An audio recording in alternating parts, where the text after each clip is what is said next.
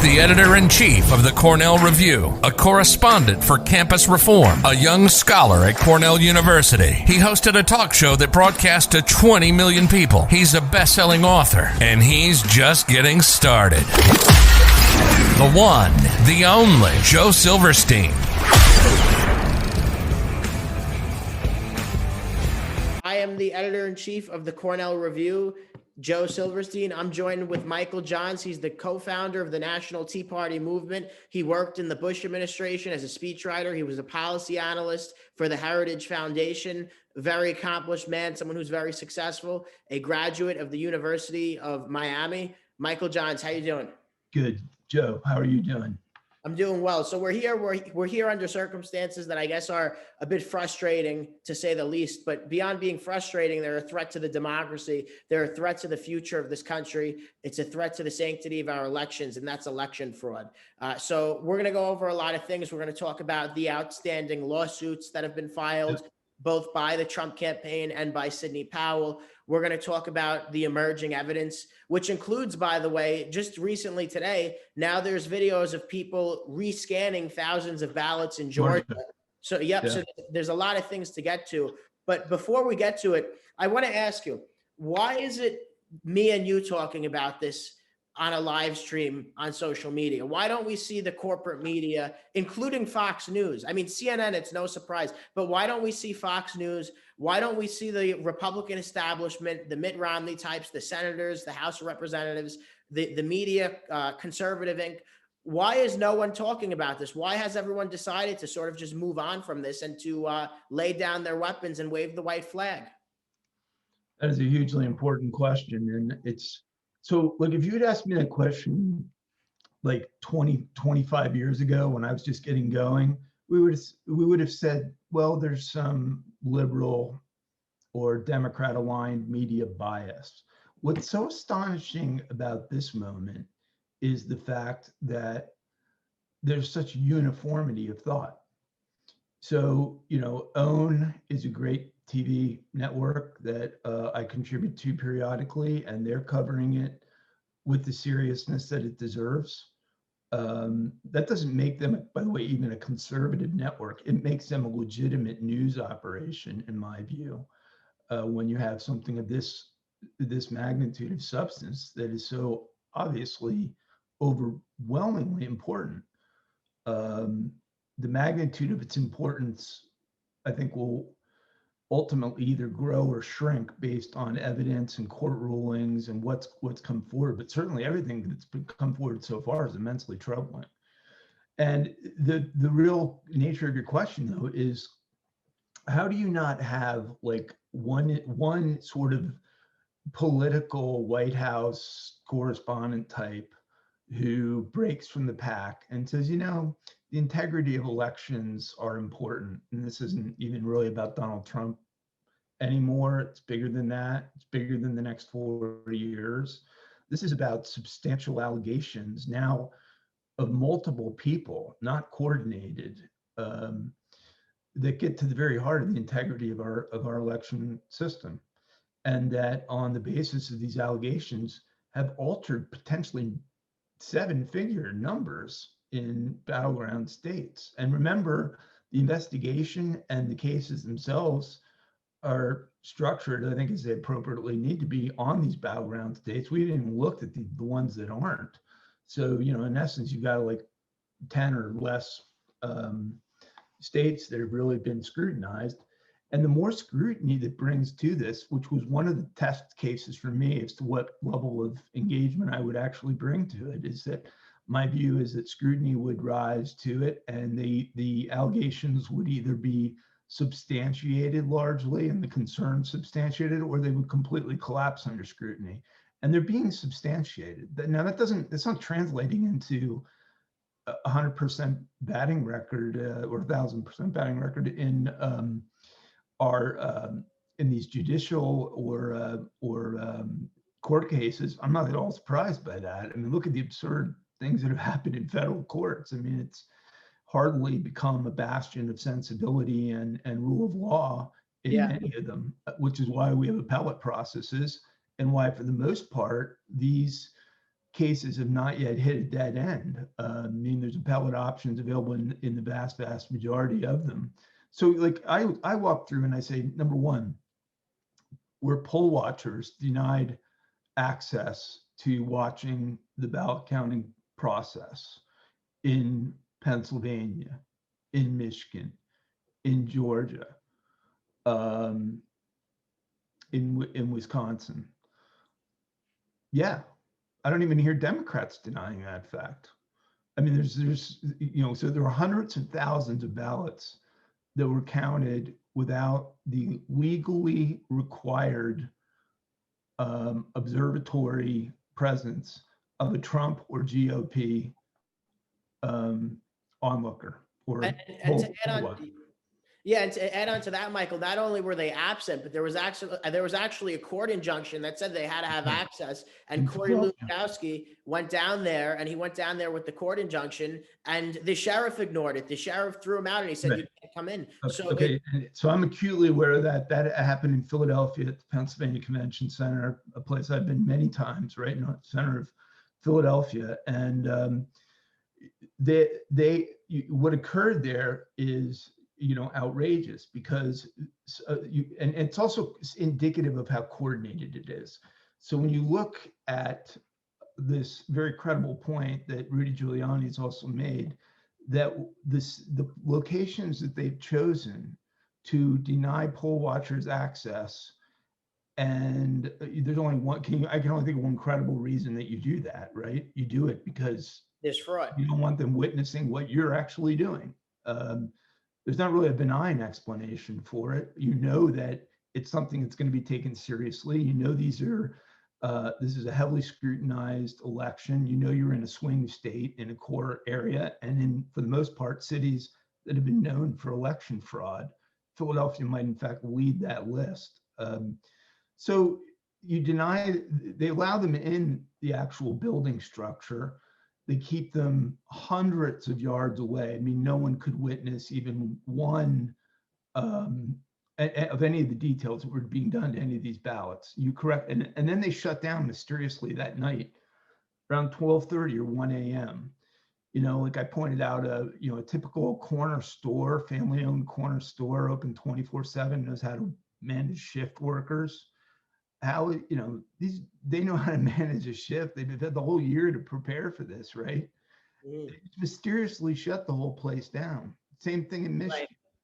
Right. And this is a multi-pronged problem, right? So we have a few. The first problem is, I guess what I'm getting at is it's suggestive of a criminal conspiracy, meaning you have the same tactics employed in these states, which include, Trump running ahead in the vote count at 11 p.m. or so Eastern time in these crucial states. And then these mysterious, abrupt, and still unexplained decisions to shut down these vote counting centers. Though we did get one explanation, I guess, in Atlanta, where they said that there was a water leak, which turned out to be like absurd. It was like on a different floor in a different part of the building. Clearly there was a design here to deny observation. So I continue reading. I'm sure you share. I know you well enough now that you must share the outrage that I have, and that I think many Americans, millions of Americans, have over this. Is clearly they do this for the purpose of not being able to witness ballot manipulation. Absolutely. So far, by the way, and that to the extent that there's a legal right for those observers to be present there, the denial of the access of those individuals to be there has to be a statutory crime of some sort. I'm not aware of any enforcement to any of those regarding any of those individuals as it relates to enforcing that rule of law. That frustrates me.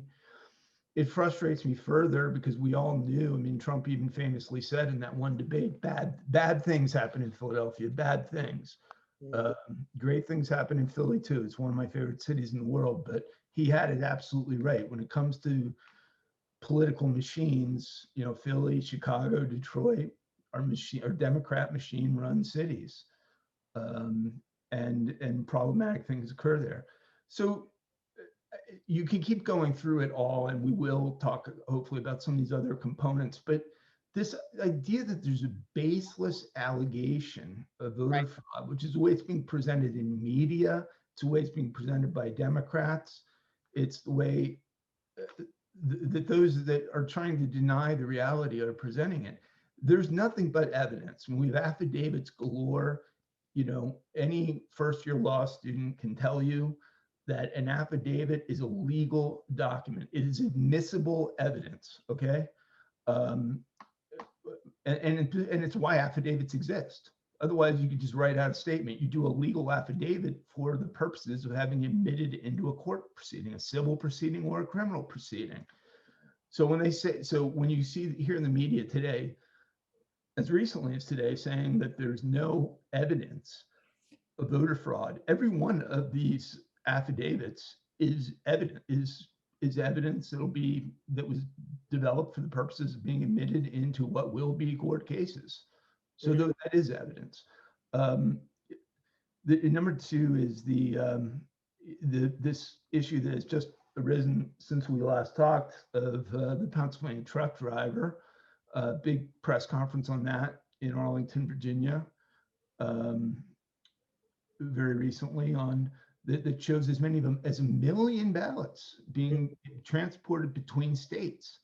Again, this is a truck driver. He's not a political activist. He has no stake directly in the outcome of this election. As far as I know, he has no overt political involvement, but he's troubled by what he sees as the corruption of American politics in an American election. Has come forward. He too has signed an affidavit to that effect. Yeah. No, part of the dilemma here, and I'm going to say, firstly, you got to give props to like whoever's the criminal mastermind behind this whole thing. One of the first things that I've noticed when we confront issues like this, which haven't been too many times, but I've seen similar scenarios, they make the story so complicated. There's so many components to it that it almost becomes difficult for the American people to get their minds around what's transpired. And I don't believe, if you want to, you know, in a sense of sort of self-scrutiny, that we have been communicating this as well as we could be. Partly because whenever you start speculating about the impact or speaking beyond the evidence, you become easy to dismiss or delegitimize. So one of the things I'm urging are for people not to speak beyond the evidence. Don't speculate, and don't offer conjecture about the magnitude of the impact. Let the evidence drive this, because so far the evidence is real compelling. And don't be dissuaded by these court rulings. We knew, we've been talking about this for decades, that these are active courts. Most of them were, you know, appointed by political figures, owe their careers to their political affiliations. And this is the soft underbelly of American democracy, is that ultimately it's the greatest system, but it ultimately does rely on individuals with integrity, who are going to do the right thing in the right moments. And sadly, in 2020, we have a lot of individuals not doing the right thing at a moment when it needs to be done. Well, you're absolutely right. The first thing I want to say is that this is all about the country. It's beyond Trump. It's beyond our political preferences. Yes, the weight of this election is significant. Yes, I believe Joe Biden is inept and incapable of serving as president, but it's beyond any of those factors. What this is about is if you have a presidential election that is rigged in the way that the Trump campaign is alleging, and in the way that a lot of the evidence seems to indicate, this isn't a country anymore. This isn't a democracy. This strikes at the fundamental heart of who we are as a nation. And for the sake of the country, a Rasmussen poll just came out. 47% of the people, including a significant number of Democrats, believe this election was rigged. You can't have half the country believing the election was rigged and have the country survive. So we have to have these allegations treated fairly, seriously, by the legislatures, which we'll get to, by the courts, and by the media. And one of the big problems with the media, and we're almost omitting it because I guess we've discounted it, by the Department of Justice and the FBI. Yes. They have a civil division, they have a criminal division, they have a foreign division. Every component of alleged electoral fraud here should have been taken seriously the moment they were presented. And I worked in the administration at the same time as Bill Barr and interacted with his office when he was Attorney General in the first Bush administration. And I had I certainly did not then have any negative word to say about his process or his work ethic or his commitment to the country. And I don't now either, but I'll tell you, I cannot for the life of me understand how we are now a month past this election. And this guy, by his own acknowledgement, and as the president referenced earlier today, has really not begun any investigation.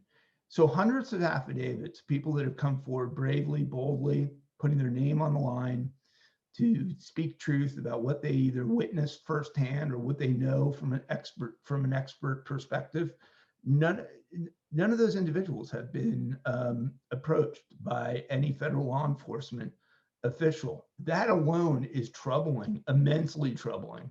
Then you get to the second point, that yesterday, just imagine you're laying out your workday schedule on your Bill Barr, and you say, well, whatever time it was, late morning or something, I think I'll just go talk to the Associated Press and tell them there's no evidence of outcome oriented election fraud.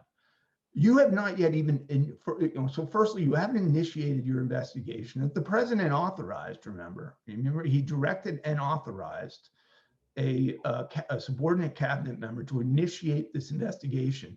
A month later, it turns out he hasn't done really anything. His assistant attorney generals responsible for these key divisions have not taken it seriously. It's been almost no major, certainly this is just not a priority to them. And then you go and talk to the Associated Press, knowing full well, and just let me walk through this, because I think when I explain it, the light will go off for a lot of people. Ponder the impact of the Attorney General, the top law enforcement official in the United States, saying that there is no evidence of election altering fraud. Now, when he's in the Oval Office and Trump's, I'm sure, kind of laying into him appropriately on this, he's saying, no, I mean, as of now, if we uncover something, so obviously that gets lost in media translation, right? I mean, what the media want to hear is the top law enforcement officer of the country says there's no election altering fraud. But ponder all the ramifications now.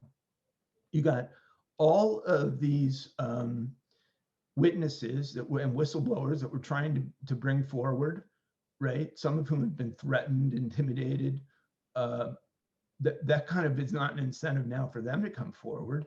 Ponder the impact it has on a district or federal judge now.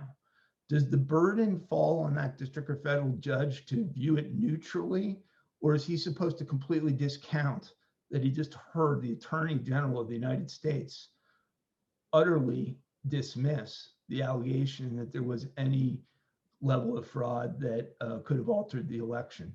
Right. It's utterly premature. That's a baseless statement. All right.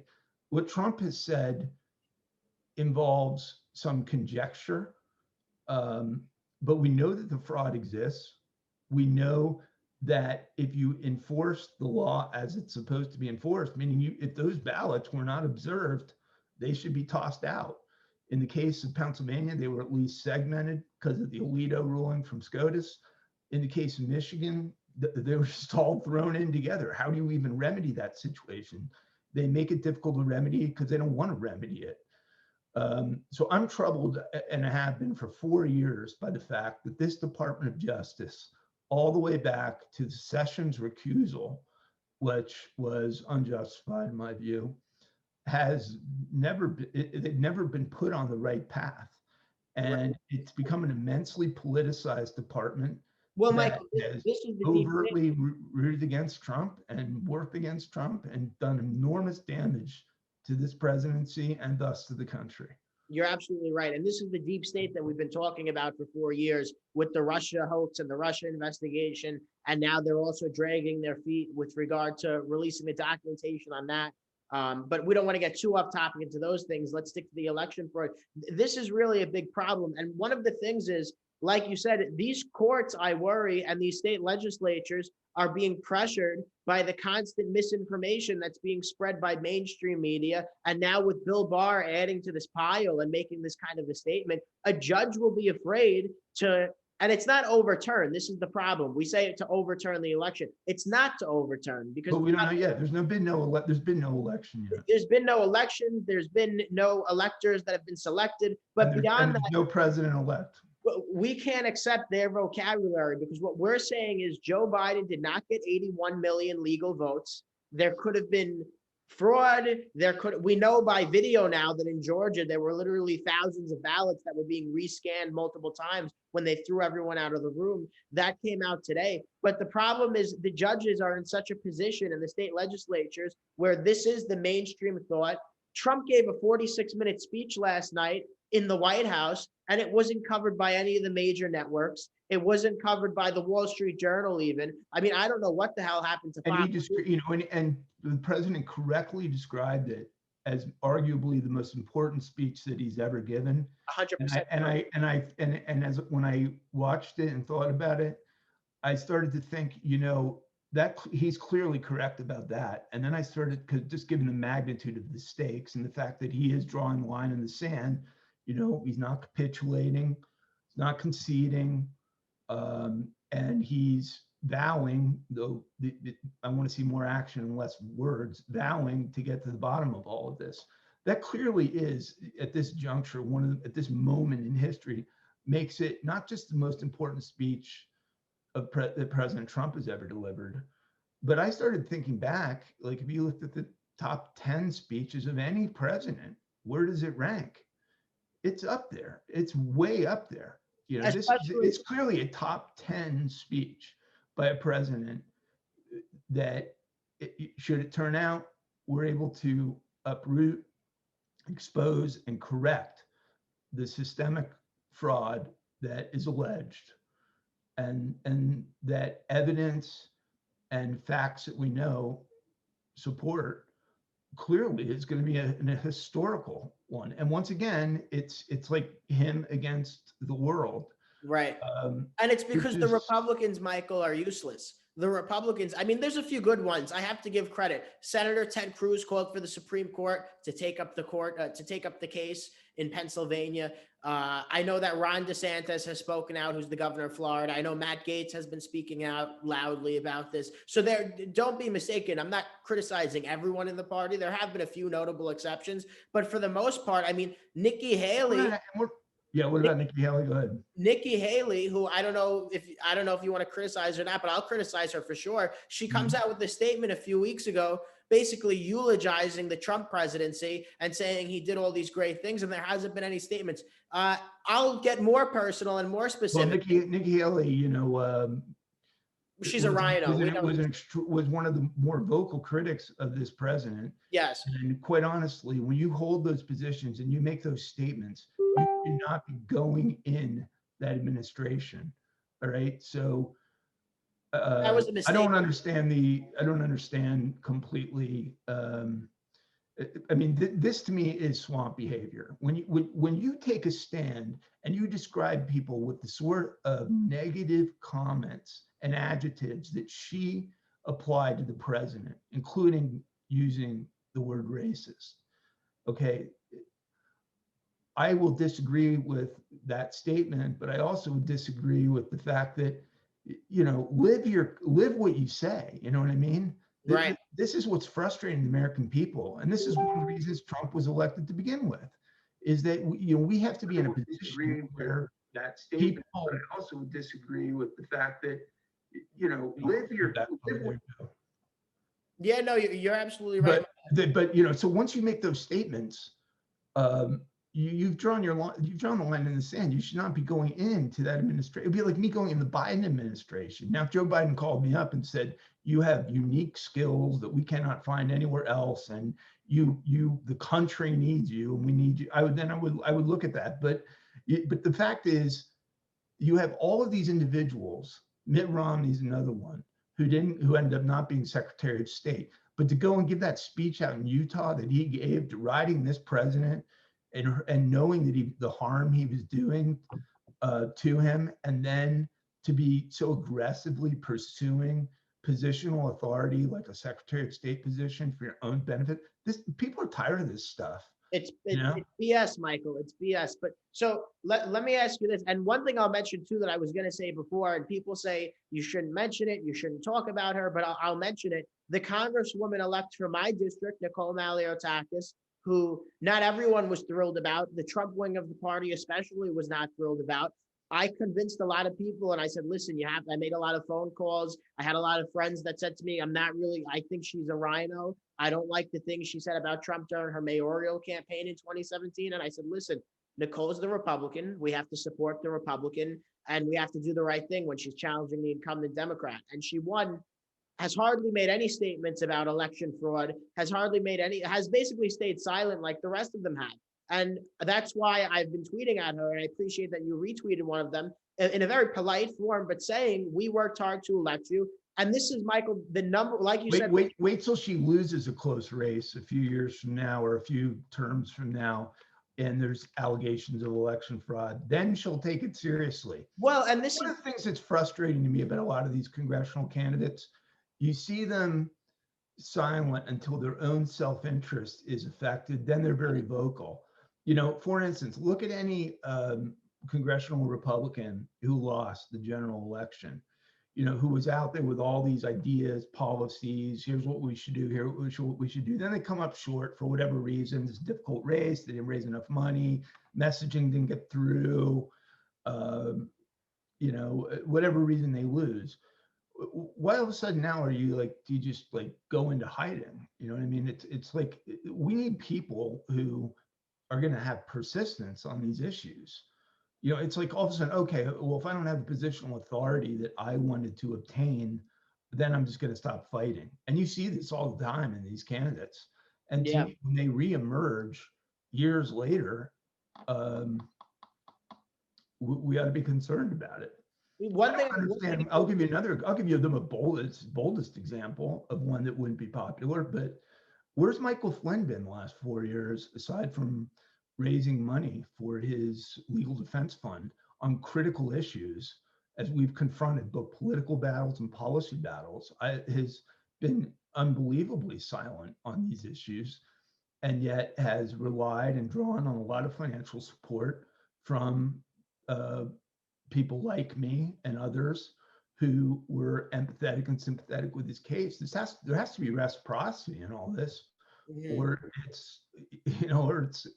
there's no movement.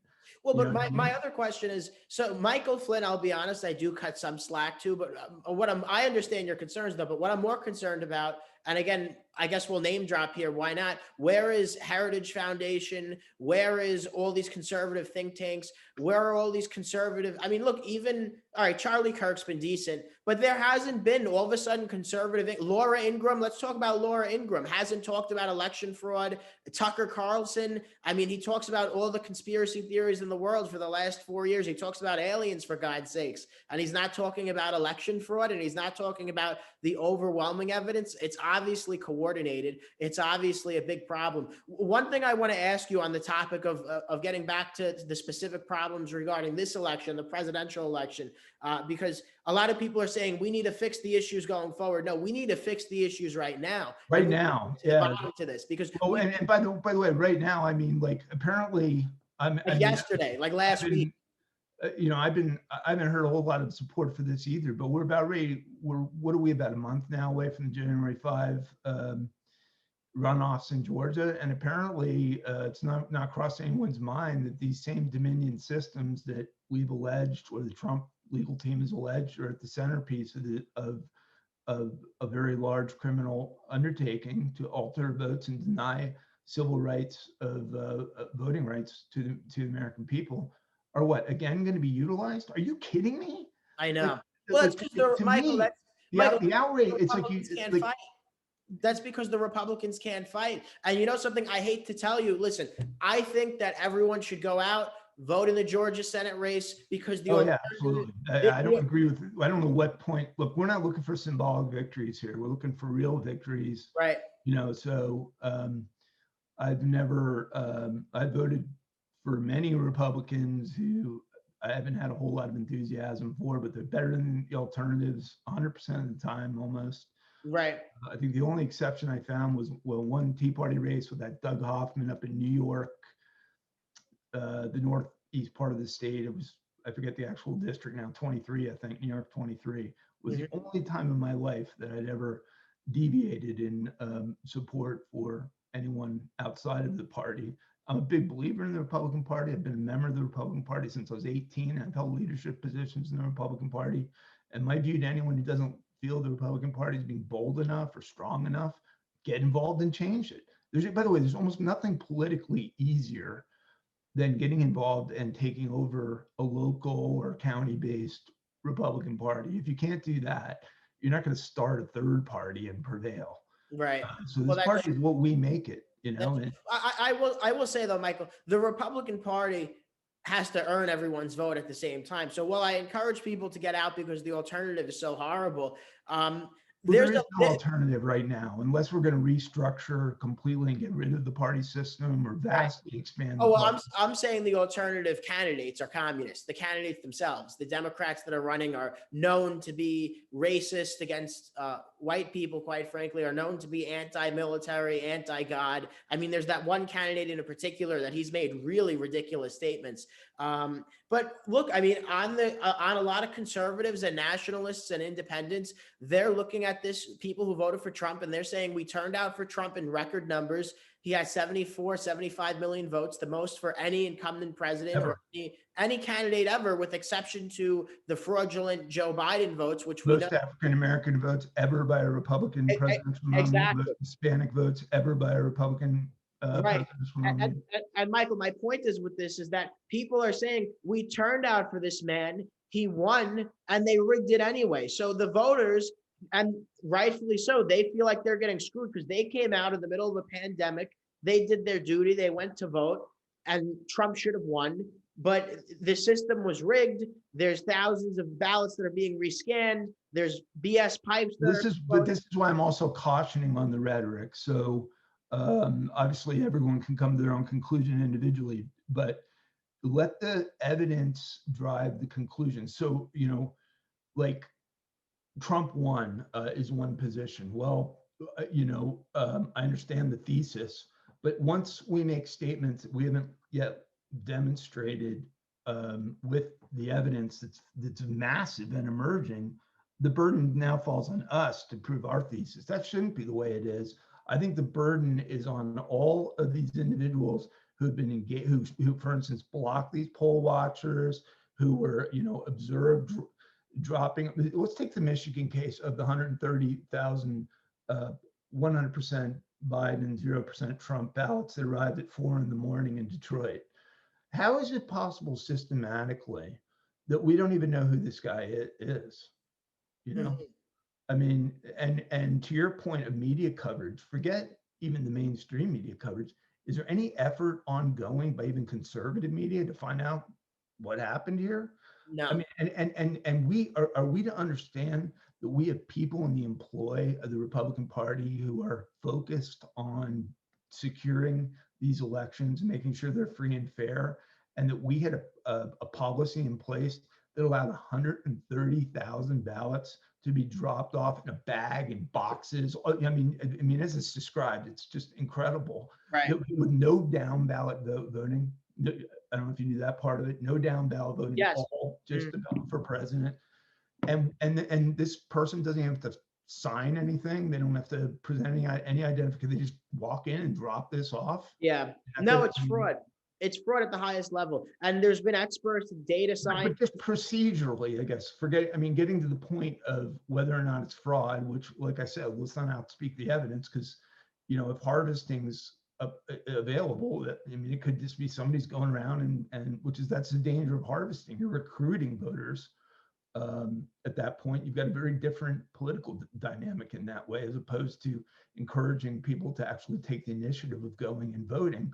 But how do we possibly defend a system where you can walk in with bags of ballots and you don't even have to identify who you are? So for instance, if we do discover that those 130,000 ballots were fraudulent, or that meant some or many or all of them were fraudulent, we don't even know who to track down. You don't even know who to hold accountable for that, you know? Yeah. And No, you're absolutely right. this is my frustration, is that, and I watched some of the hearings today in Georgia and whatnot, and we're going to need these Republican legislatures to step up, as you said, but boy, you can just tell there's been zero attention put on this issue by either one of these parties. Right. It's not been a priority. Well, and the policies, the voting policies in these states are just utterly indefensible.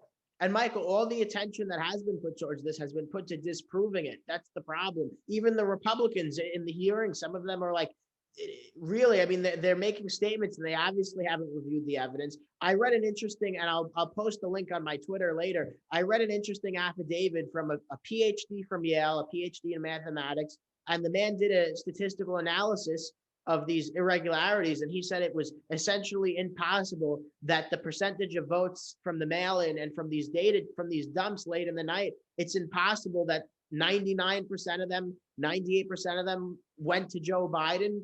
And he did an analysis, and it was really ridiculous. I want to ask you about the Dominion voting specifically, because there was breaking news today on this. So Kevin McCullough, who is a Fox News contributor, and I know Kevin. Oh, great. Okay, good.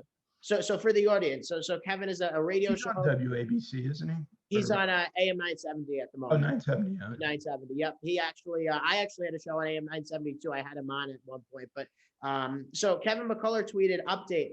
China owns Dominion voting. So this is from 11 hours ago today. You beat me on that, huh? I have the info on that. Yeah. Oh, you have that too. So I'll read it out and you talk about it. So let me see. Let me make sure it lines up with what I know. Go ahead. So he said, update. China owns 400 million. What was that? Is it $400 million?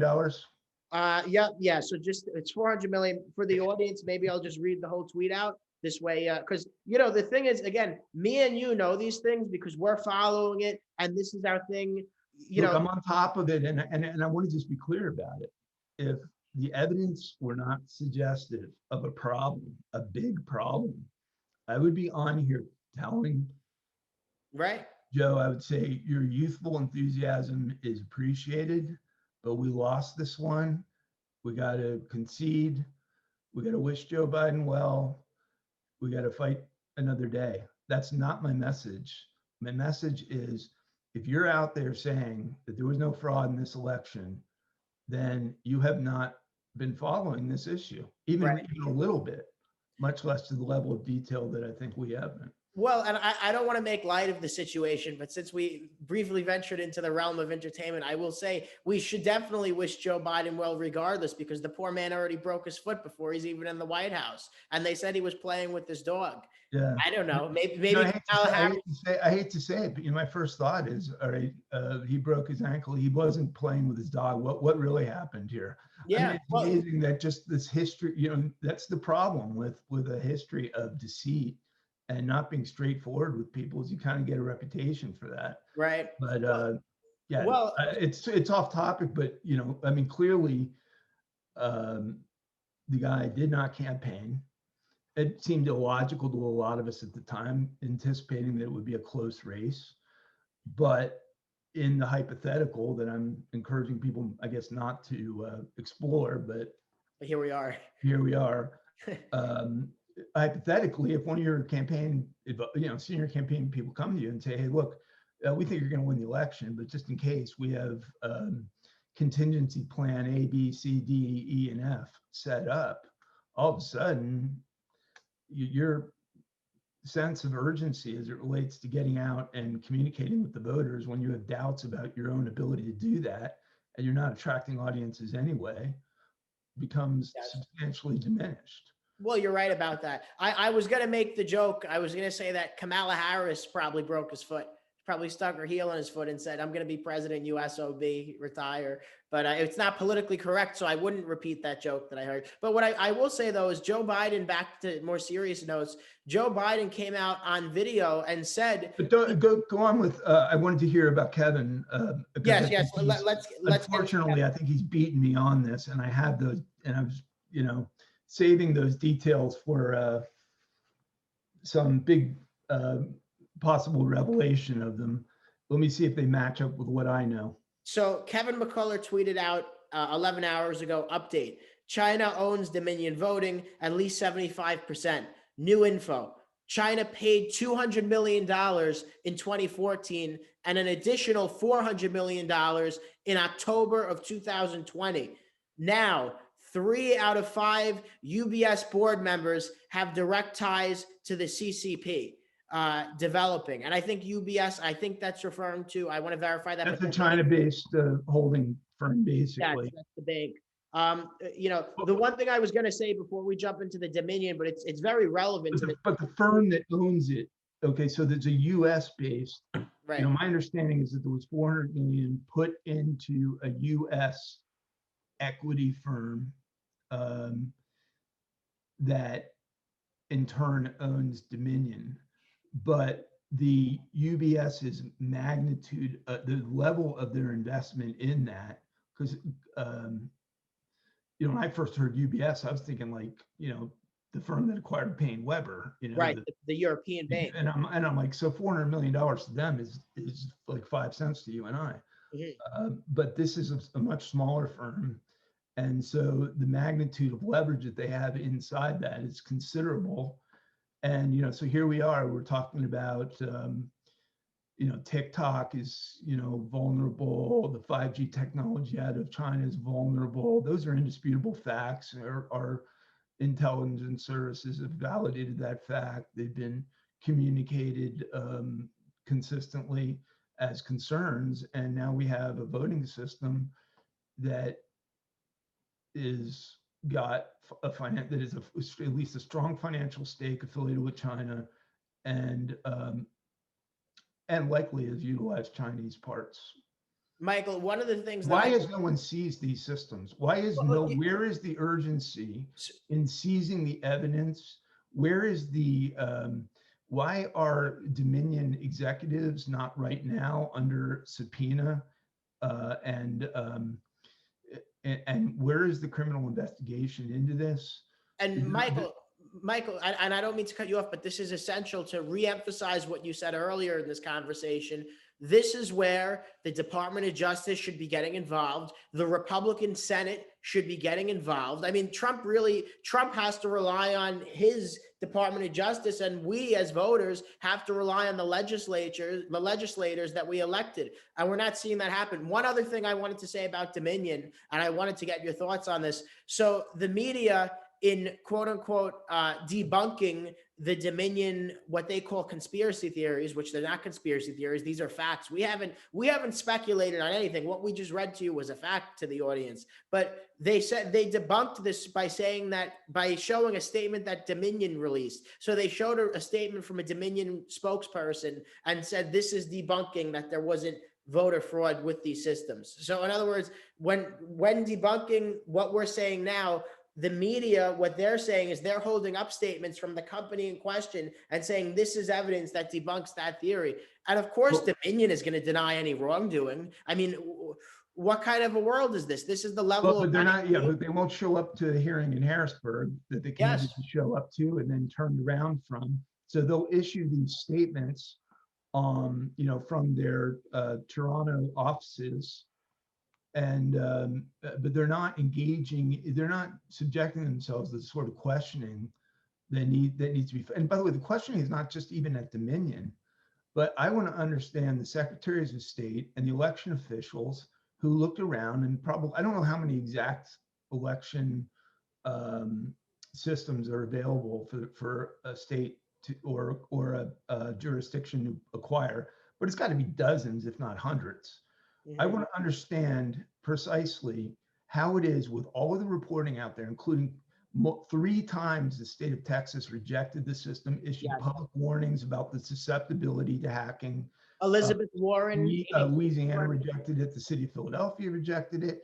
The 20 minutes of researching this company, you would have come away with the conclusion that it was the one system you absolutely do not even waste your time looking at.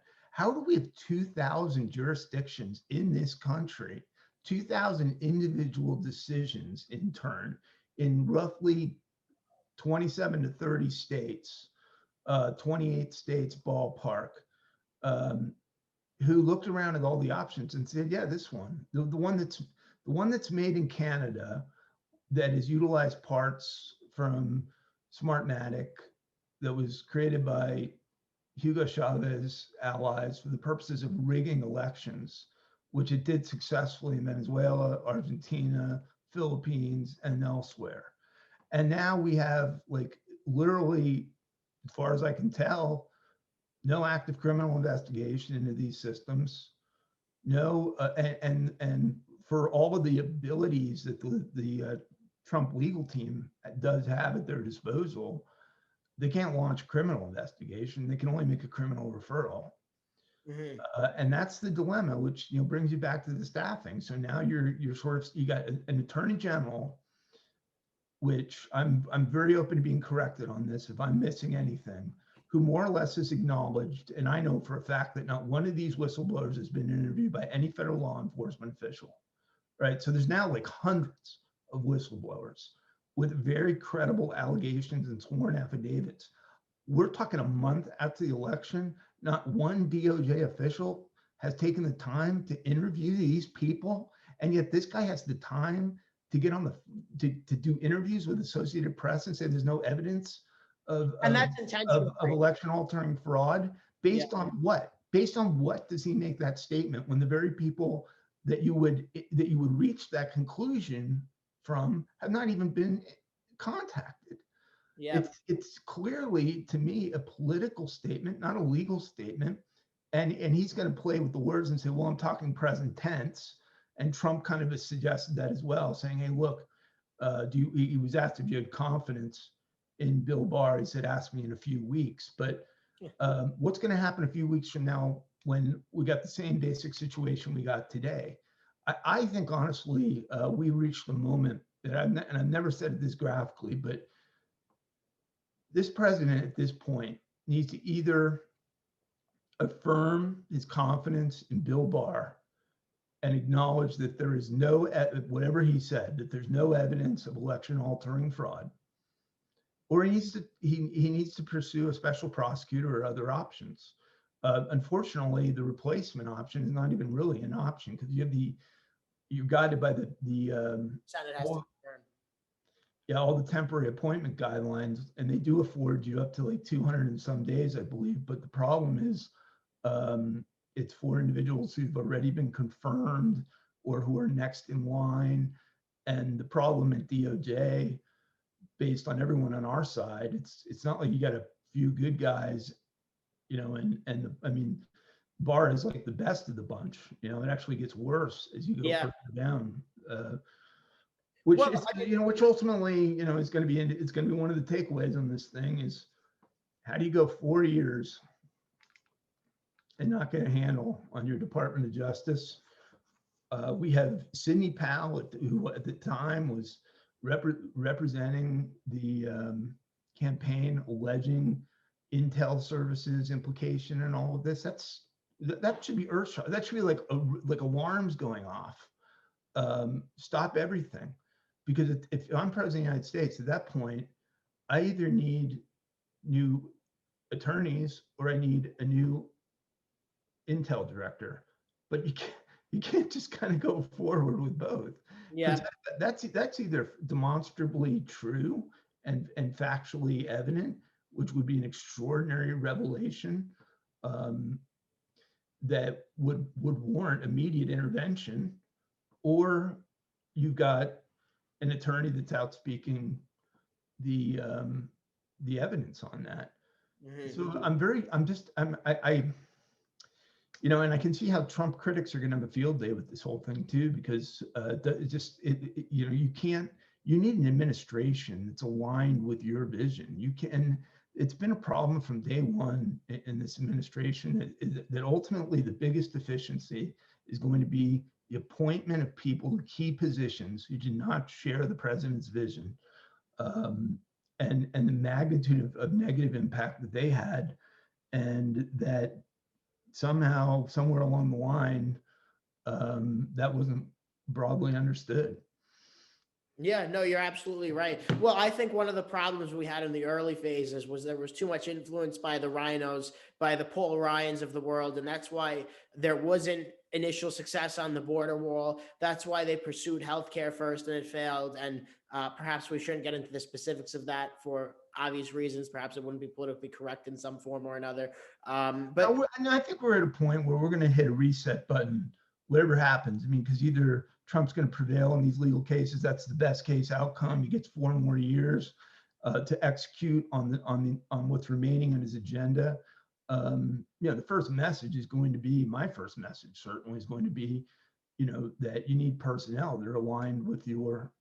yes, agenda. well, I didn't mention that pre-election for 4 years because my goal has been to help the president and to support the president, not to undermine that issue. But it's been a concern from everybody on our side from day one. if Trump does win, he has to clean out the Department of Justice. He has to clean out and totally reform the FBI and the CIA and the intelligence agencies. But you can see if you're thinking in chess terms, that if you're sitting over in those agencies and departments and you're anticipating that that's where it's going to go, you can also see that you've got a political stake in Yes, the outcome of this whole thing. absolutely. And there is the dilemma. Well, Is that we've always operated on an assumption that we've got honorary, honorable, reliable, trustworthy individuals, neutrally, objectively executing their responsibilities. mhm. And the evidence that is amassed, starting with Obamagate and the failure of anything to come out of that. I mean, how many people did we go through? The IG, and it was misserviced by conservatives too, to be saying that, we were on the verge of unearthing this whole thing. I mean, the IG led to nothing. Nothing was done within the formal parameters of the FBI or the DOJ. And now this Durham report. Are you kidding me? I mean, are you kidding me? I mean, it's going to be out in the spring. No, sorry, it'll be out by midsummer. No, it'll be out by Labor Day. Now we're a month past the election, and we're talking about how it's going to be handled in the next administration, and offering some designation to him, which, by the way, I'm not even sure protects him in the way that it's been depicted in media. It's being depicted in media that his position is secure as a special prosecutor. That's a big question, because you remember the debate about whether Trump should fire Mueller. And Mueller also had that designation. I don't remember anyone saying, I remember a lot of people saying it would be a politically detrimental step to take and he shouldn't do it for that reason. And that I agreed with that because I knew he would be exonerated. But I don't remember anyone saying that he was legally prohibited from doing it. Yeah, you're absolutely right. Well, Michael, I want to say there's a few more things I think we should cover before we call it.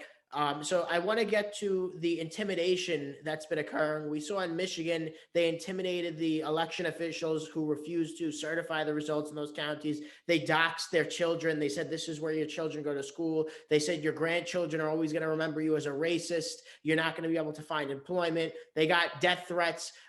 There's the woman that runs the Department of Government on a separate case now that's responsible for the transition. And she was essentially intimidated into giving over access to Joe Biden. And in her letter to the public, she said, I was intimidated. So that's one full thing I want to get to. Before we get Let to me ask you a question about that, Yeah. though. What were you more surprised by? The violent instincts of those who put the pressure on these Republicans who were involved in the state certification, or the fact that we had people involved in a function as important as a state certification who apparently could have their views completely altered based on that? I mean, like, I've been at this a long time, and you pretty much get accustomed to having to deal with those things. and either brush them off or, if they're serious enough, refer them to people who can do something about it. Well, Michael, The idea that someone would compromise their views on a state certification of a presidential election based on that, again, suggests to me that maybe that's not the function that they should have been in. This has unfortunately become, a hardened business. And certainly those people who were making those threats, again, where's the are there any law enforcement like ramifications to any of this? I mean, yeah, we're probably just a not. lawless society at this point. Well, that's what it's becoming. But to answer your question, I'm not surprised about either. And I wish that weren't the case, but I'm not surprised about either, because the fact is that Republicans that are elected officials, that are political operatives, they're too weak. We've known this for a long time. They lack the intelligence, they lack the strength. And that's why it happened. And of course, the radical left, I mean, violence is a part of their MO. Violence is what they're all about. I mean, it's no different than what happened in Mao and the Cultural Revolution and the Chinese Communist Party's rise to power throughout the 20th century. I mean, we're seeing on a smaller scale, but we're seeing the early stages of many of those patterns. What I did want to say is this, and this is very important. From what I see, every indication is that this is a coordinated attack on this president, on this presidency, and on this democracy. You have big tech censoring evidence, legitimate evidence, censoring the president's tweets, Censoring the fourth largest newspaper in the censoring the country. New York Post, removing actual elected state representatives that are at these legislative hearings, removing them from Twitter. You have big media such as Fox News, and including our heroes, including Tucker, Laura, not Hannity anymore. Hannity found his backbone, which I'm very happy about. But let's stop. Part of my message is don't look. I know all those guys. I've known them for a long time. Don't view them as leaders or heroes. They're employees. They don't. Let me just break some news here. They don't consider themselves leaders. All right. They're compensated on ratings for predominantly, and they provide an engaging show that provides really useful information. So watch those shows. But if you're expecting them to step up and save this country and do this sort of work that's associated with that, you're very misled. That is not. They are not political leaders. They are television analysts. Yeah, you're absolutely right. Some of us, like me, do television analysis from time to time. That functionally is not the role of the leadership role. Communications is part of it, but when that's all you're doing, you're not a leader. And yet we are completely off the rails. We got to come back to the actual work. We need to restructure these organizations. And anyone who is not standing up right now, I'm not saying like for anyone to go out there and say Trump won, or this is, or that this is. I'm just saying take these. If you're not taking these allegations seriously, and you've been involved in representing that you're a conservative, or that you care about the Constitution, or you're a champion of representative democracy in our system of government, this is the definitional moment where the rubber hits the road. Yes. And if you're shrinking from the responsibility because you're afraid of a little pushback, then you don't deserve the spot. You can. I guess you're welcome on the bus, but you can't be driving the bus. That's for damn sure. Yeah, you're absolutely right about that. But so this is the problem, right? So we have big tech censoring, we have big media censoring it. The daytime reporters, I mean, their job is to report. Their job is journalism. There's legitimate stories here. There's evidence. They don't even have to be heroes or leaders, but they should just do their jobs and investigate these leads. They're not doing that. So you see, or at least, or give us some statement. I mean, because some of these are really perplexing to me. Like the Fox News question is perplexing to me. I mean, so all of a sudden, this one big network whose audience grew, by the way, in a lot of ways in the back of the Tea Party movement in 2009, and became, at one point the go-to network for objectivity in news, now decides that all of these contentions and all of these challenges that are suggestive of fairly widespread fraud are not worth covering. Like, if you're not going to cover them, like, issue some statement as to how you've evaluated them and discounted them. Well, Because Mike, because by the way, because if they did that, I would love to read that document. I would take it seriously, and if it was persuasive, maybe my own view would change. The problem is, as you cited the numbers, we got half the country that has looked at this, and they're convinced that there was fraud in this election. So when you make a decision as a media outlet to sort of just pretend that didn't happen, or that those concerns are not real, you're also just, it's a complete disservice, because you really are, you have an obligation to cover this as a serious story. It's the most serious news story in the country, in my view, far and away, maybe one of the most important in our history.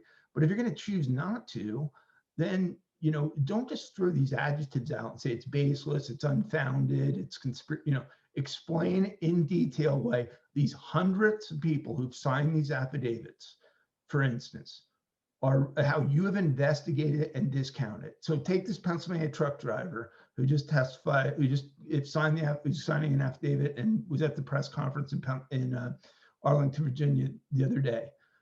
Have they reviewed and interviewed this guy and talked to him and discredited his testimony? Because I haven't seen that. I'm not seeing that. These people are not even being approached. It's just like we're pretending this whole thing doesn't exist.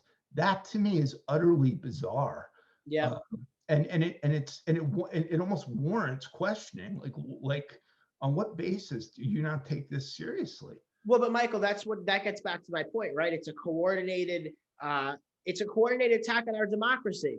Big tech, big media censoring it. Clearly it is. Clearly it is. But just give us an explanation. So, for instance, the president puts out a great video that Owen aired tonight about you referenced, in fact, about the video from Georgia vote counting room that seems to be strongly support. You know, this statement is contested. You know, they have underneath it. Right. And, you know, like if you're making statements like Trump won the election, I would understand that. I actually would also contest that. I don't think we've proven that by any stretch at this point. That would be conjecture. But to put that, of which there's plenty, all right, throughout media that they've never had any problem with. Well, I was going to say then Biden. This alone. But the issue is when you put out a video as a news outlet, and you're going to say that this is contested, where's your it's contested based on what? Have you evaluated? Have you researched and discount? Are you alleging that it's fraudulent video? Like they're not providing any degree of explanation. They're just anything that seems to be suggestive of any evidence that's supportive of this fact that there was fraud is immediately contested. Like they just concluded, and they warned, by the way, they warned us, didn't they, for months, that there's no history of election fraud in this country. All these people that are in jail right now aren't really in jail.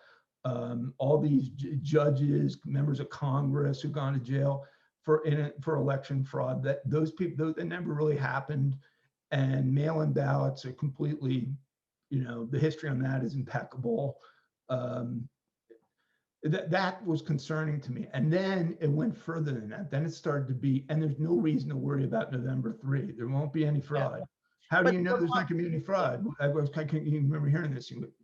Well, we're telling you there's not going to be any fraud. Well, the Republicans should also be ashamed of themselves for not making a bigger deal of these things in the months leading up to the election, meaning the Republican state legislatures. Well, that's what I said. Let's just take the Dominion issue. Yeah. I don't even know. I want to know, and I intend to look into who made these decisions. And even if they were made by Democrats, you know, we have a balance of power. We have oversight. We have media. We have all sorts of means. We have the GOP and all of these tens of millions of dollars that are brought in. Are we to understand the Republican National Committee was looking at these 2,000 individual jurisdictional decisions and they were okay with it? Or were they not okay with it? Like, and somebody needs to be asking, like Ronna McDaniel, were you aware of these Dominion systems or were you not aware of it? Because if you weren't aware of it, I'm not sure I do support you for RNC director. If you were aware of it and you thought it was okay, I'm equally concerned.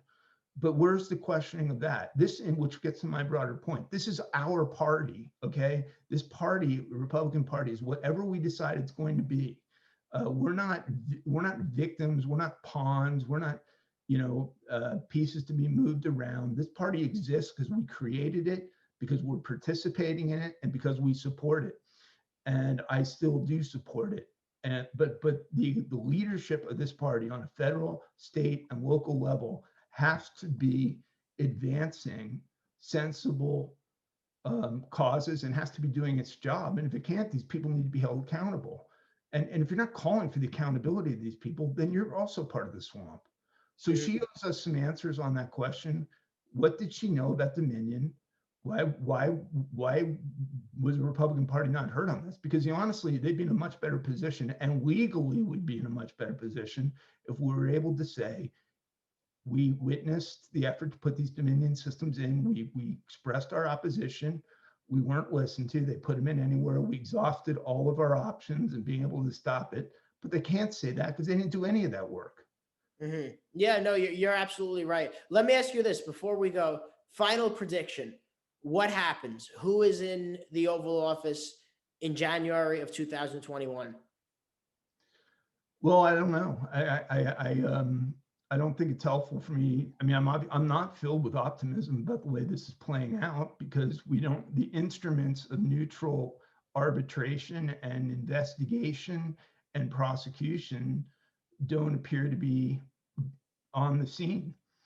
If we had a DOJ and an FBI a month after the election that hasn't even bothered to interview witnesses with sworn affidavits, it's clear to me they also discounted this whole thing before, even looking at it.